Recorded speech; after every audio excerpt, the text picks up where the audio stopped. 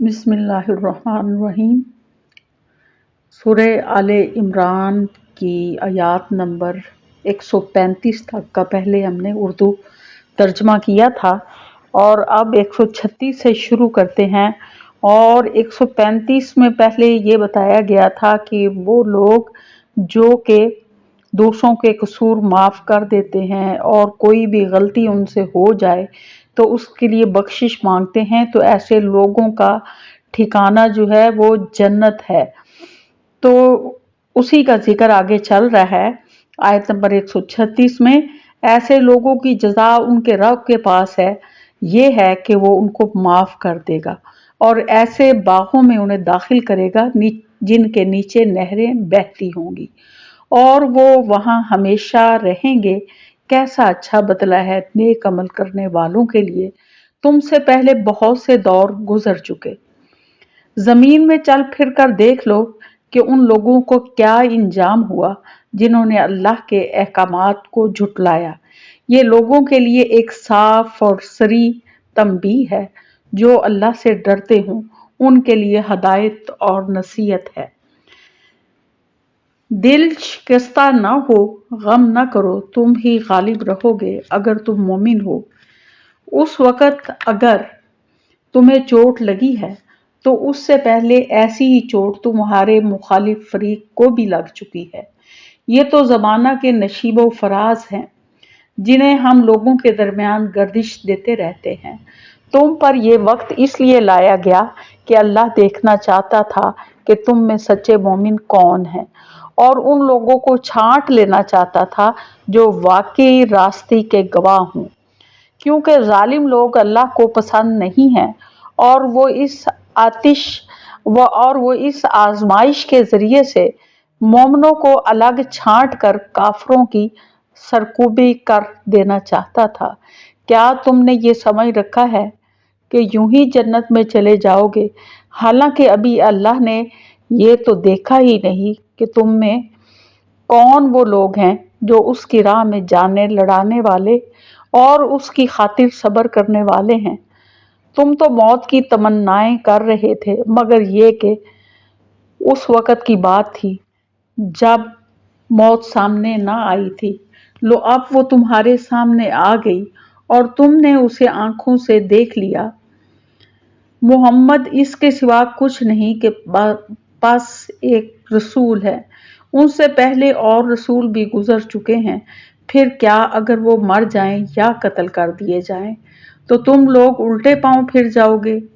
याद रखो, जो उल्टा फिरेगा वो अल्लाह का कुछ नुकसान न करेगा। अलबत्ता जो अल्लाह के शुक्रगुजार बंदे बनकर रहेंगे उन्हें वो उसकी जजा देगा। कोई ज़ी रूह अल्लाह के इज़्न के बगैर नहीं मर सकता। मौत का वक्त तो लिखा हुआ है। जो शख्स सवाबे दुनिया के इरादा से काम करेगा उसको हम दुनिया ही में से देंगे और जो सवाबे आखरत के इरादा से काम करेगा वो आखरत का सवाब पाएगा और शुक्र करने वालों को हम उनकी जजा ज़रूर अता करेंगे। इससे पहले कितने ही नबी ऐसे गुजर चुके हैं जिनके साथ मिलकर बहुत से खुदा परस्तों ने जंग की। अल्लाह की राह में जो मुसीबतें आन पड़ी उनसे वो दिल शिकस्ता नहीं हुए, उन्होंने कमजोरी नहीं दिखाई, वो बातिल के आगे सरनगू नहीं हुए। ऐसे ही साबरों को अल्लाह पसंद करता है। उनकी दुआ बस ये थी कि ऐ हमारे रब, हमारी गलतियों और कोताहियों से दरगुजर फरमा। हमारे काम में तेरे हदूद से कुछ तजावुज हो गया हो तो उसे माफ कर दे, हमारे कदम जमा दे और काफरों के मुकाबला में हमारी मदद कर। आखिरकार अल्लाह ने उनको दुनिया का सवाब भी दिया और इससे बेहतर सवाब आखरत भी अता किया। अल्लाह को ऐसे ही नेक अमल लोग पसंद हैं। ऐ लोगों जो ईमान लाए हो, अगर तुम उन लोगों के इशारों पर चलोगे जिन्होंने कुफ्र की राह इख्तियार की है तो वो तुमको उल्टा फेर ले जाएंगे और तुम नामुराद हो जाओगे। اور ان کی باتیں غلط ہیں۔ حقیقت یہ ہے کہ اللہ تمہارا حامی و مددگار ہے اور وہ بہترین مدد کرنے والا ہے۔ ان قریب وہ وقت آنے والا ہے جب ہم منکرین حق کے دلوں میں روب بٹھا دیں گے، اس لیے کہ انہوں نے اللہ کے ساتھ ان کو خدائی میں شریک ٹھہرایا ہے، جن کے شریک ہونے پر اللہ نے کوئی سند نازل نہیں کی۔ ان کا آخری ٹھکانہ جہنم ہے اور بہت ہی بری جگہ ہے، اور وہ قیامگاہ جو ان ظالموں کو نصیب ہوگی۔ اللہ نے تائید و نصرت کا جو وعدہ تم سے کیا تھا وہ تو اس نے پورا کر دیا۔ ابتدا میں اس کے حکم سے تم ہی ان کو قتل کر رہے تھے، مگر جب تم نے کمزوری دکھائی اور اپنے کام میں باہم اختلاف کیا، اور جو ہی کہ وہ چیز اللہ نے تمہیں دکھائی جس کی محبت میں تم گرفتار تھے، یعنی مال غنیمت، تم اپنے سردار کے حکم کی خلاف ورزی کر بیٹھے، اس لیے کہ تم میں سے کچھ لوگ دنیا کے طالب تھے اور کچھ آخرت کی خواہش رکھتے تھے۔ تب اللہ نے تمہیں کافروں کے مقابلے میں پسپا کر دیا تاکہ تمہاری آزمائش کرے، اور حق یہ ہے کہ اللہ نے پھر بھی تمہیں معاف کر دیا، کیونکہ مومنوں پر اللہ بڑی نظر عنایت رکھتا ہے۔ یاد کرو جب تم بھاگے چلے جا رہے تھے، کسی طرف پلٹ کر دیکھنے تک کا ہوش نہیں تھا، اور رسول تمہارے پیچھے تم کو پکار رہا تھا۔ اس وقت تمہاری اس روش کا بدلہ اللہ نے تمہیں یہ دیا کہ تم کو رنج پر رنج دیے، تاکہ آئندہ کے لیے تمہیں یہ سبق ملے کہ جو کچھ تمہارے ہاتھ سے جائے یا جو مصیبت تم پر نازل ہو، اس پر غمگین نہ ہو، اللہ تمہارے سب اعمال سے باخبر ہے۔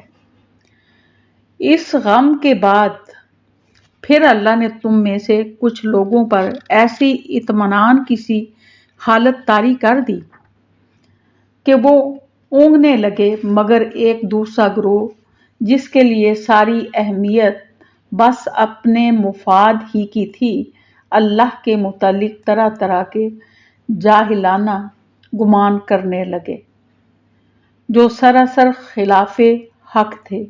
یہ لوگ اب کہتے ہیں کہ اس کام کے چلانے میں ہمارا بھی کوئی حصہ ہے۔ ان سے کہو کسی کا کوئی حصہ نہیں، اس کام کے سارے اختیارات اللہ کے ہاتھ میں ہیں۔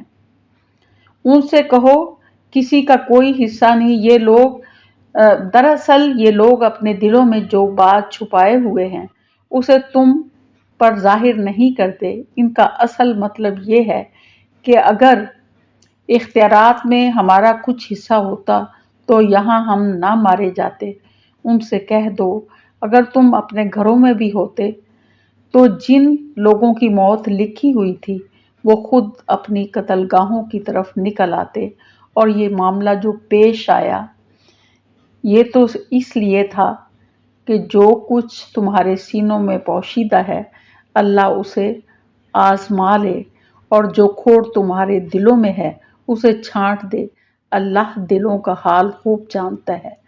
تم میں سے جو لوگ مقابلہ کے دن پیٹھ پھیر گئے تھے، ان کی اس لغزش کا سبب یہ تھا کہ ان کی بعض کمزوریوں کی وجہ سے شیطان نے ان کے قدم ڈگمگا دیے تھے۔ اللہ نے انہیں معاف کر دیا۔ اللہ بہت درگزر کرنے والا اور بردبار ہے۔ یہ ہم نے ترجمہ کیا ہے آیات نمبر 136 سے 155 تک سورہ آل عمران کا۔ تو اس میں بتایا گیا ہے کہ جو نیکی کے کام کرے گا ان کے لیے جنت ہے، اور بتایا گیا کہ بہت سی قومیں جو ہیں وہ پہلے گزر چکی ہیں، اور جھٹلانے والوں کا انجام دیکھ لیا گیا، اور یہ ہدایت اور نصیحت ہے اگلے آنے والے لوگوں کے لیے۔ اور پھر کہا گیا کہ اگر تم ایمان پر قائم رہو گے تو پھر تم ہی غالب آؤ گے۔ اور جو غزوہ احد میں جو ہزیمت کا سامنا کرنا پڑا تھا وہ اس وجہ سے تھا کہ کچھ لوگ جو تھے مال غنیمت جو ہے وہ لوٹنے میں مشغول ہو گئے تو اللہ نے ان کی آزمائش کی تاکہ کھرے اور کھوٹے کو پہچان لیا جائے۔ اور اللہ تعالیٰ فرما رہے ہیں کہ جنت جو ہے وہ ایسے ہی نہیں مل جائے گی، اللہ تعالیٰ اس کے لیے پہلے لوگوں کو آزماتا ہے کہ کون اس کا اہل ہے، اور جو دنیا کی زندگی چاہتا ہے اس کو اللہ تعالیٰ دنیا دے دیتا ہے، اور جو آخرت چاہتا ہے اس کو اللہ تعالیٰ آخرت دیتا ہے، اس کو دنیا بھی دیتا ہے۔